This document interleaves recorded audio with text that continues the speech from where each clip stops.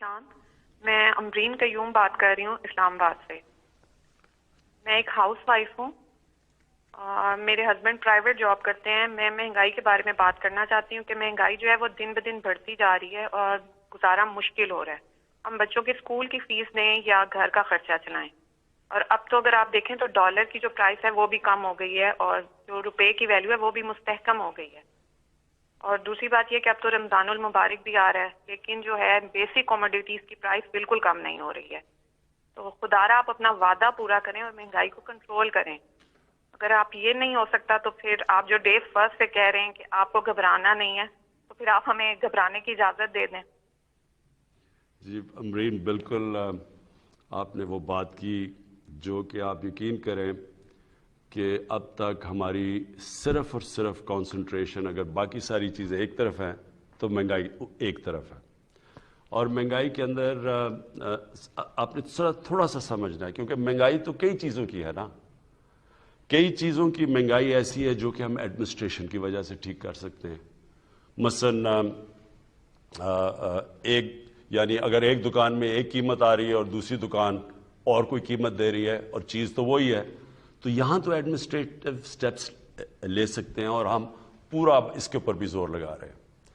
ایک مہنگائی یہ، اور یہ بھی آپ نے سمجھنا ہے، وہ مہنگائی یہ ہے کہ ایک کسان سبزیاں یا جو بھی اپنی پیداوار ہے وہ ایک قیمت کے اوپر وہ لے کے جاتا ہے مارکیٹ کے اندر، لیکن اس مارکیٹ سے جب وہ چیز جاتی ہے شہر میں یعنی ریٹیل میں، یعنی جب آپ کے پاس پہنچتی ہے تو اس کے اندر ایک بہت بڑا فرق آ جاتا ہے۔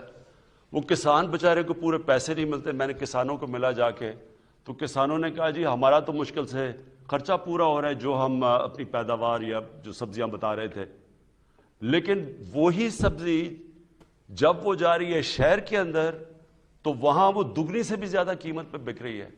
تو جو بیچ میں مڈل مین ہے وہ بہت بڑے پیسے بنا رہا ہے۔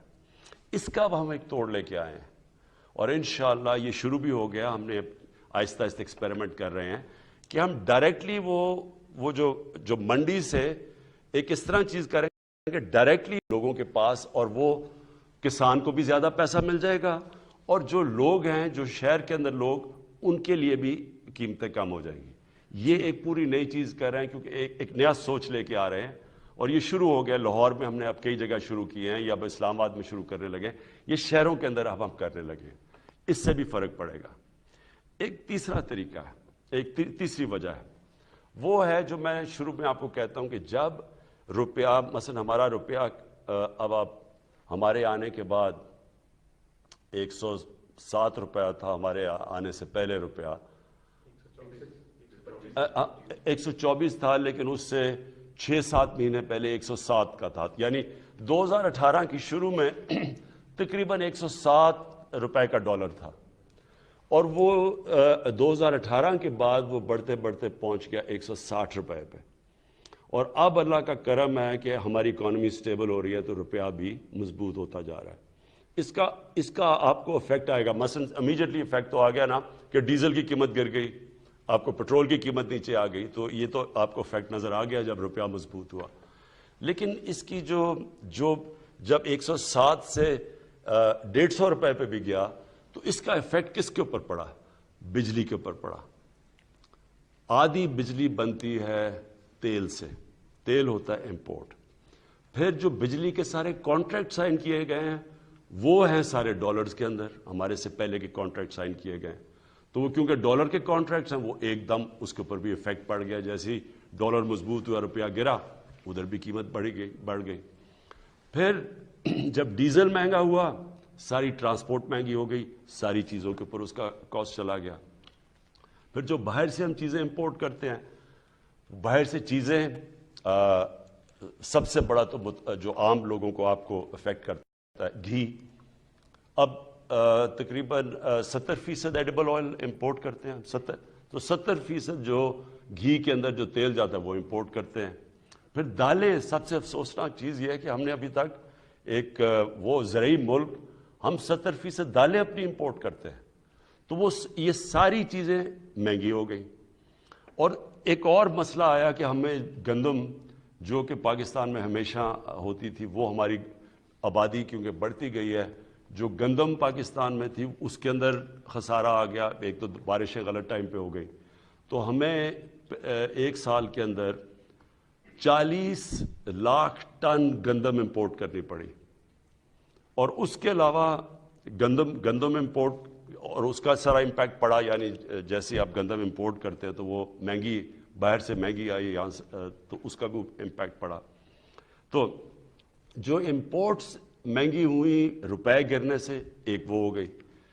پھر ایک بدقسمتی سے ایک اور چیز ہم نے آہستہ آہستہ انکوائریز میں پتہ چلا، وہ کیا ہے؟ یہاں بیٹھے ہوئے ہیں مافیاز. یہ امرین آپ نے سمجھنے کی بات ہے. یہاں پاکستان میں وہ لوگ بیٹھے ہوئے، قائد اعظم نے بھی ان کی بات کی تھی، جو ذخیرہ اندوزی کر کے قیمتیں اوپر بڑھاتے ہیں. یہ مافیاز بیٹھے ہوئے تھوڑے سے لوگ ہیں، یہ سٹا کھیلتے ہیں.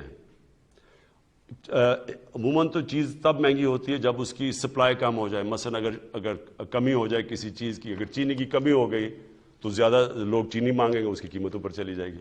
لیکن یہاں چینی پڑی ہوتی ہے، ذخیرے پڑے ہوتے ہیں چینی کے، لیکن قیمت اوپر جانی شروع ہو جاتی ہے. ایک وقت پہ چینی انہوں نے کہا جی اتنی زیادہ ایکسپورٹ کرو، چینی ایکسپورٹ کرنی شروع کی، وہ چینی کی قیمت اوپر چلی گئی. سو اس کا کوئی کنیکشن نہیں ہے. یہ جان بوجھ کے مافیاز بیٹھے ہیں جن کے پیچھے پہلی دفعہ پاکستان میں ہم اب جا رہے ہیں. میں یہاں شہزاد اکبر کو بلایا ہوا ہے. یہ آپ کو اصل میں، کیونکہ پوری انکوائری کی گئی اس کے اوپر، ایف آئی اے نے پوری اس کے اوپر انکوائری کر کے تو رپورٹ لے کے آئے کہ کس طرح آرٹیفیشلی چینی کی قیمت اوپر کی جاتی ہے، لوگوں کا بیچاروں کا خون چوسا جاتا ہے. تھوڑے سے لوگ ہیں جو کہ کیسے اربوں اربوں اربوں روپیہ بناتے ہیں اس سے.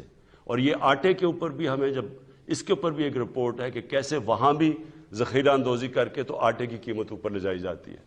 تو یہ میں صرف آپ کو اس لیے بتا رہا ہوں، اس کے مختلف طریقے ہیں. لیکن یہ آپ یقین کر لیں امرین، گھبرانے کی آپ کو ضرورت اس لیے نہیں ہے کہ سارا وقت ہم اس کے اوپر کام کر رہے ہیں.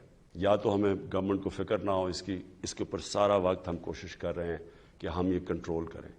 اس کے اوپر جو سب سے بڑی چیز ہم اب کرنے جا رہے ہیں، اس سال ایک پوری نئی ایگریکلچر کی ایک ریولوشنری پالیسی لے کے آ رہے ہیں، جس سے ہم نے اپنا سارا جو ایگریکلچر کا سیکٹر چینج کر دینا ہے. اس میں سے پہلے ہم انفارمیشن ٹیکنالوجی کا استعمال کر کے پہلے سے پتہ چل جائے گا کہ کون سے سیزن میں کس چیز کی کمی ہوتی ہے، تاکہ کسی قسم کی شارٹیج آگے سے نہ ہو، تاکہ شارٹیج کی وجہ سے قیمتیں اوپر نہ چلی جائیں. لیکن یہ میں آپ کو بتا دوں کہ اس کے اوپر پچھلے ایک سال سے یہ مختلف چیزیں کہ کیا وجہ ہے مہنگائی کے، اس کے اوپر پورا کام ہو رہا ہے، اور انشاءاللہ آپ کو ہم اس کے اوپر قابو پا کے دکھائیں گے.